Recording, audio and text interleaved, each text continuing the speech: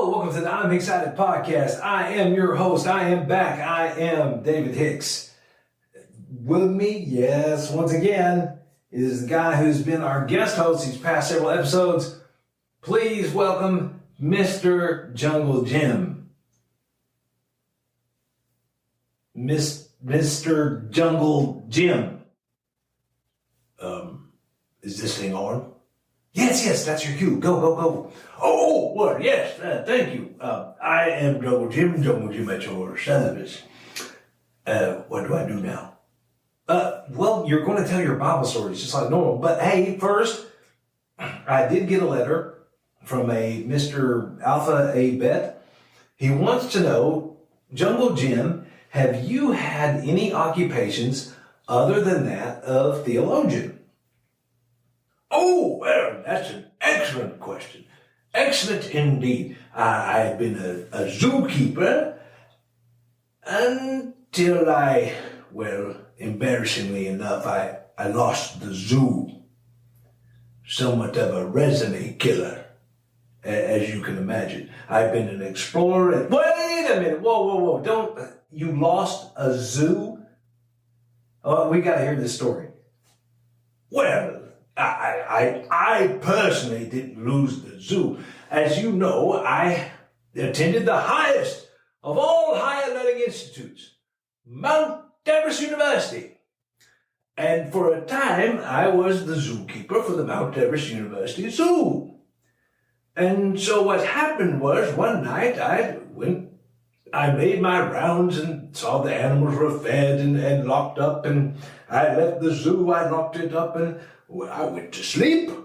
I woke up, went back to the zoo, and the zoo was no longer there. So how do you explain that? Well, I do have a theory. You see, the disappearance of the Mount Everest University Zoo coincided with the first and last annual Mount Everest University yodeling contest.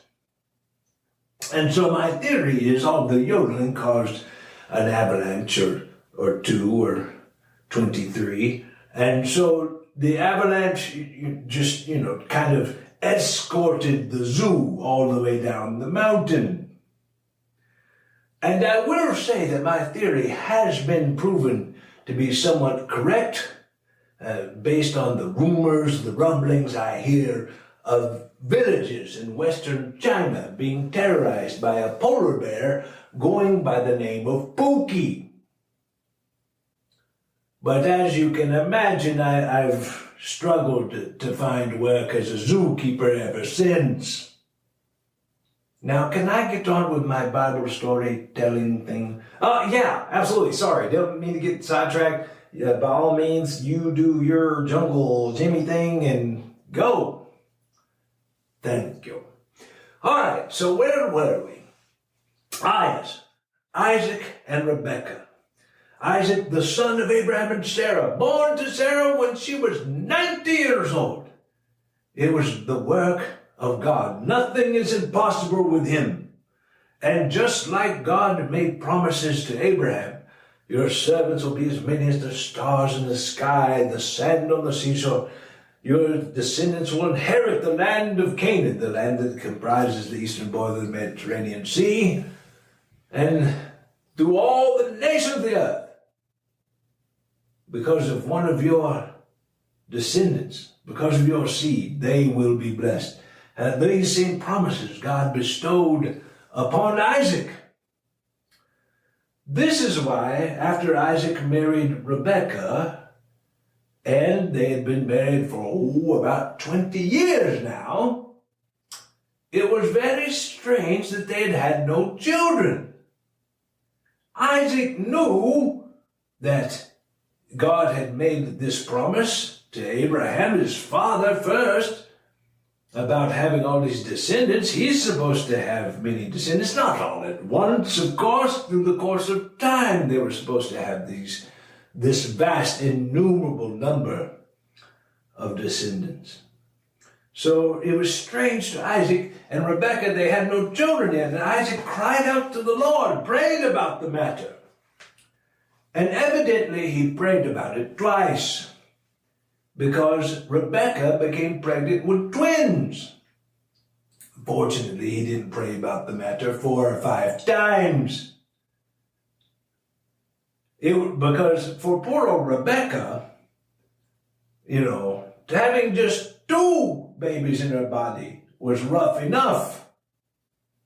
Now you may be thinking, oh, twins, oh, they're so lovely, they get along so well, they're just the greatest thing ever. Okay, well, let's get a grip on this for a moment here. These were not identical twins. In fact, they were about as identical as a cat and a dog.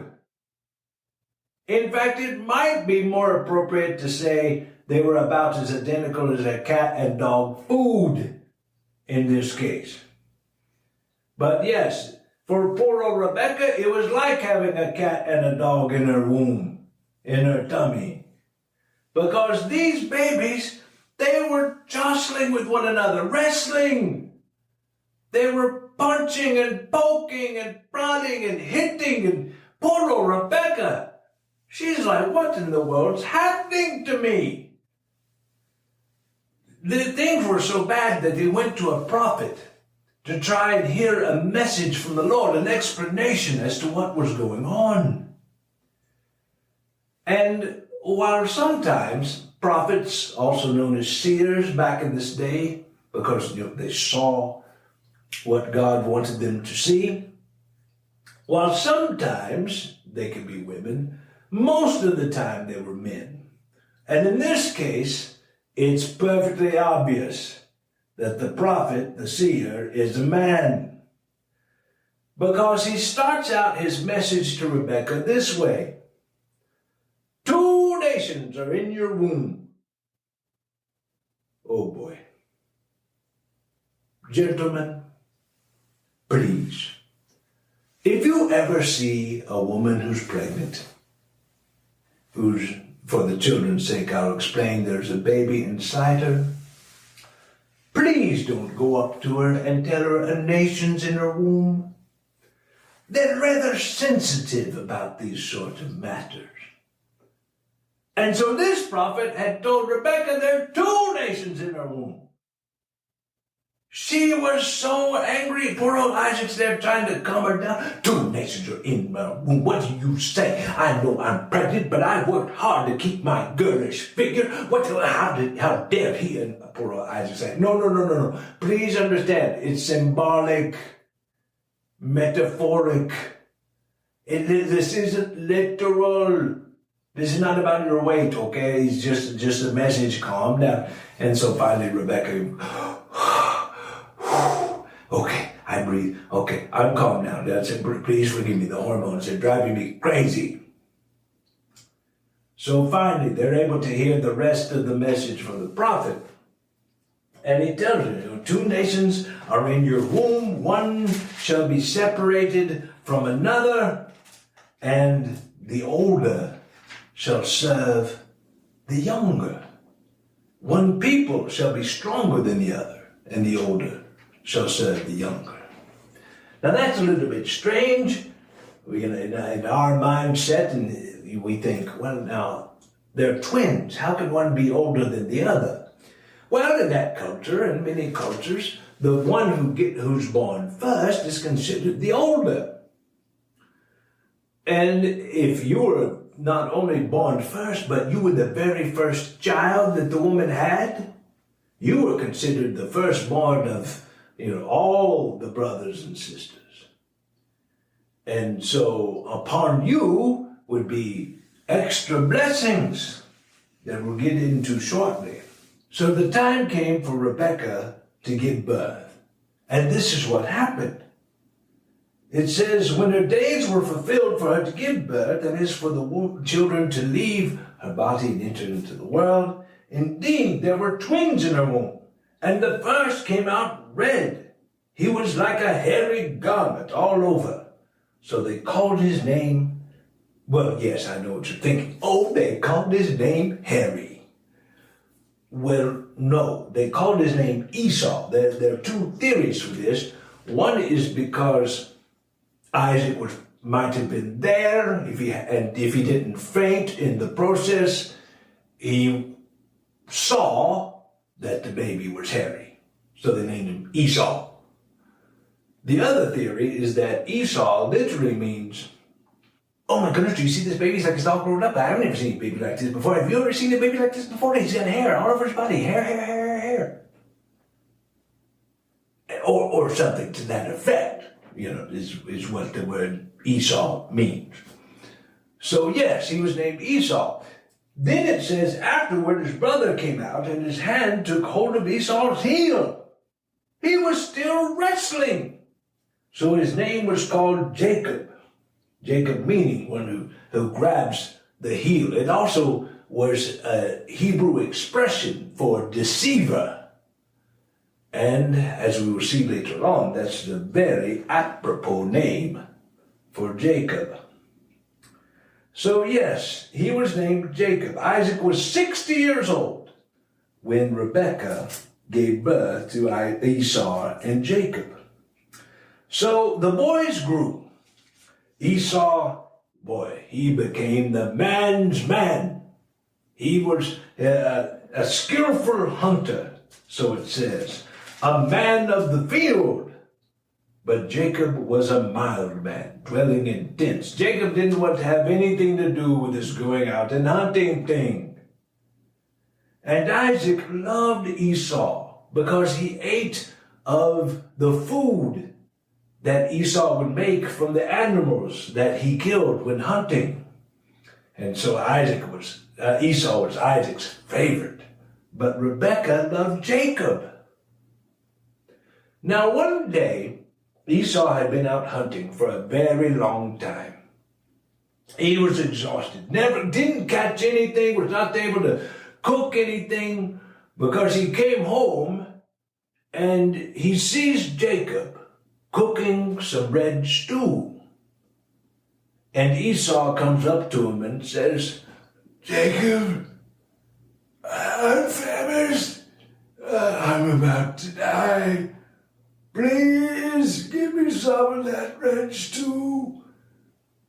And Jacob, being the loving brother that he was, said, Sure, I'll give you some of this red stew if you'll sell me your birthright.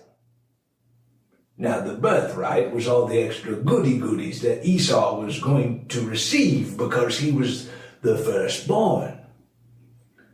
And so his parents were going to give him extra gifts that Jacob would not have gotten. And so Esau says, well, what good is a birthright to me if I die? I'll give it to you. Please just give me some of that stew. And Jacob says, swear to me? First, you swear to me that you're going to give me your birthright, and then I'll give you some stew. And that's what Esau did. He sold his birthright to Jacob for some red stew. For this reason, Esau also became known as Edom, because Edom means red. It also means Edom for selling his birthright for some stew. And so, yes, Esau also became known as Edom, and this was a point of contention between the two. Esau was angry with his brother, despised him, that he would take advantage of Esau in such a situation. But yes, Esau despised his birthright, devalued it, didn't appreciate it like he should have. Now, time passes, and God appears to Isaac. There's a famine in the land, and Isaac went to Abimelech, king of the Philistines, in Gerar. And the Lord appeared to him and said, do not go down to Egypt. Dwell in the land of which I shall tell you. Sojourn, in other words, live in this land, and I will be with you and bless you. For to you and your descendants I give all these lands, and I will perform the oath which I swore to Abraham your father. And I will make your descendants multiply as the stars of heaven. I will give to your descendants all these lands, and in your seed all the nations of the earth shall be blessed. Because Abraham obeyed my voice, and kept my charge, my commandments, my statutes, and my laws. So Isaac dwelt in Gerar. Now, what do we see here? God appeared to Abraham to Isaac like he did his father Abraham, renewed his promises, renewed his covenant, his agreement with Isaac, and once again, of all the promises that he makes, the most important is that of all nations on earth being blessed through a seed of Isaac, a descendant, a child of Isaac's children. Meaning, coming to mean, as we know now, Jesus, the Son of God. So, Isaac was blessed, just like his father Abraham had been blessed. Time passes on, and the next thing that happens of significance for today's story is that Esau, when he was 40 years old, took his wives Judith, the daughter of Beri the Hittite, and Basemath, I don't know how to say her name, the daughter of Elon the Hittite. They were Canaanites. They were the kind of women who, in our last podcast, Abraham made his servant swear that he would not get a wife from. These were not good, godly women. And in fact, the ones that Esau married were a grief of mind, it says, to Isaac and Rebekah. In other words, they drove Isaac and Rebekah crazy. They weren't good women. And so they were a point of pain and grief to Isaac and Rebekah. Now, Isaac gets old. So old he can't even see anymore. And he's realizing that he doesn't know when he's going to die, and so he better go ahead and give Esau, the firstborn, his blessing. Even though Esau had sold his birthright to Jacob, he was still supposed to receive a blessing from his father being the firstborn. And so Isaac calls in Esau, and he says, "My son." Esau answers, "Here I am." Isaac says, "Behold now, I am old. I do not know the day of my death. Now, therefore, please take your weapons, your quiver, and your bow, and go out to the field and hunt game for me, and make me savory food, such as I love, and bring it to me that I may eat, that my soul may bless you before I die." Now, of course, Esau hears this, and he's excited. He gets together all his weapons. He goes out to hunt. But Rebekah had overheard. And in her mind, she's thinking, no, the blessing will not fall upon Esau. It will fall upon Jacob. You see, Jacob was Rebekah's favorite, being the homebody. Esau, he was the one that Isaac loved the most between the two. But for Rebekah, no, Jacob was her favorite, and she did not want the blessing to go upon Esau. So, Rebekah calls in Jacob and says, now this first part didn't make it into the scriptures, but I'm sure it was there. Jacob, you know that comedy routine where you impersonate your brother? Oh, yes, Mom. I really got my brother down pat. I can really do a good impersonation. Oh, well, now I need you to do it for real. Mother loves me more than my dumb brother. Say, what? Yes, I need you to go into your father and impersonate your brother. Your father has sent him out to go hunting to make food for him, and then he's going to give him his blessing. But we're going to trick him and make him give you the blessing instead. Now Jacob thinks about this for a moment, And he brings up a very pertinent question. He says, Mother, I don't know if you've ever noticed this before, since it's been like this all our lives, but I'm a smooth-skinned man. Esau is hairy. He makes a grizzly bear look bald. If my father touches me, he'll realize it's me, Jacob, trying to deceive him, and you'll bring a curse upon my head instead of a blessing. Oh, your curse be upon me, my son. You just do what I say. And so Jacob agreed. So what Rebekah did was to have Jacob go quickly to the field, grab 2 goats. He brought them to Rebekah. She killed them. They cooked them, got the food ready just like Isaac loved. She went and got some of Esau's best garments, put them on Jacob. She took some of the goat skins and put it on Jacob's hands and other exposed parts of his body, so that if Isaac were to touch Jacob, he'd feel the hair and think it was Esau. And then when everything was prepared, she sent Jacob in to deceive his father.